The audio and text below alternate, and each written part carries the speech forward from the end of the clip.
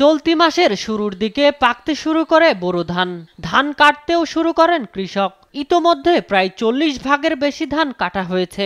কিন্তু হঠাৎ করে গত 3 থেকে 4 দিনের বৃষ্টিতে খেতে জমে গেছে পানি। ফলে পাকা ধান নিয়ে বিপাকে কৃষক। এখনো বেশিরভাগ ধান মাঠেই রয়ে গেছে। কয়েকদিন তলিয়ে থাকায় ধানে গজানো শুরু করেছে চারা। ডিসেম্বরের উপরে হয়েছে ধান। এখন আমরা বৃষ্টির কারণে লইতে পারতেছি না।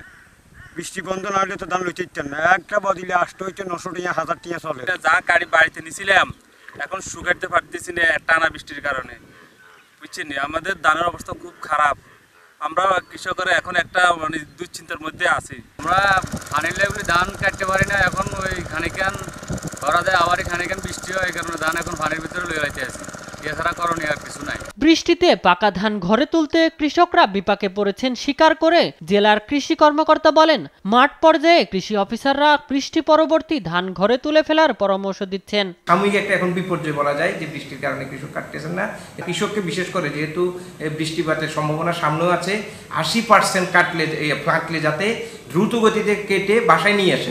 মাঠে অনেক সময় কৃষক শুকানোর জন্য রাখে, যাতে না করে। এটা আমাদের উপসহকারী কৃষি অফিসার, উপজেলা কৃষি অফিসার এবং আমরা জেলা থেকে এই নির্দেশনা দিয়ে যাচ্ছি।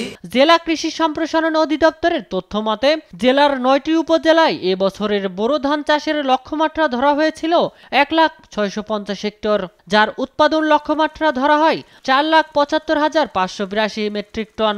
তবে আবাদ হয় 1,04,086 হেক্টর জমিতে। নিউজ ডেস্ক, দেশ টিভি।